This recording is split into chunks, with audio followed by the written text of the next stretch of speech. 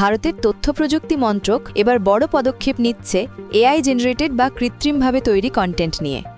সরকার প্রস্তাব করেছে নতুন আইটি অর্থাৎ intermediary guidelines and digital media ethics code amendment rules 2025, যেখানে বলা হয়েছে সোশ্যাল মিডিয়ায় যে কোনো এআই তৈরি ছবি, অডিও বা ভিডিও স্পষ্টভাবে লেবেল করতে হবে।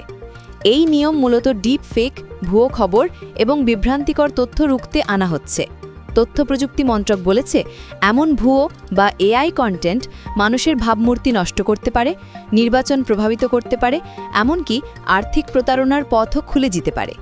নতুন খসড়া অনুযায়ী সিনথেটিক্যালি জেনারেটেড ইনফরমেশন মানে এমন সব কন্টেন্ট যা কম্পিউটারের মাধ্যমে তৈরি বা পরিবর্তিত যাতে আসল বলে মনে হয়। এখন থেকে ফেসবুক, ইউটিউব, এক্স এর মতো বড় প্ল্যাটফর্মগুলিকে বাধ্যতামূলকভাবে এই ধরনের কন্টেন্টের উপর লেবেল বা মেটাডেটা দিতে হবে। ভিডিও বা ছবিতে সেই লেবেলটি অন্তত 10% জায়গা জুড়ে থাকতে হবে। অডিও কন্টেন্টে অন্তত 10% সময়ের জন্য স্পষ্টভাবে জানাতে হবে যে এটি এআই দিয়ে তৈরি। এছাড়াও ব্যবহারকারীদের কাছ থেকে আপলোডের সময় ঘোষণা নিতে হবে যে তারা যা দিচ্ছেন তা এআই জেনারেটেড কিনা। প্ল্যাটফর্মগুলিকে reasonable and appropriate technical measures অর্থাৎ স্বয়ংক্রিয় টুল ব্যবহার করে এই তথ্য যাচাই করতে হবে।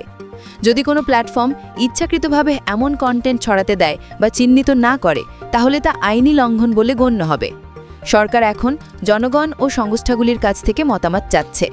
প্রস্তাবের উপর প্রতিক্রিয়া পাঠানো যাবে 6 নভেম্বর পর্যন্ত। ইমেল ঠিকানা itrules.consultation@mitti.gov.in। এই সংশোধনীগুলি কার্যকর হলে ভারতের ডিজিটাল দুনিয়ায় স্বচ্ছতা ও দায়বদ্ধতার এক নতুন অধ্যায় শুরু হবে।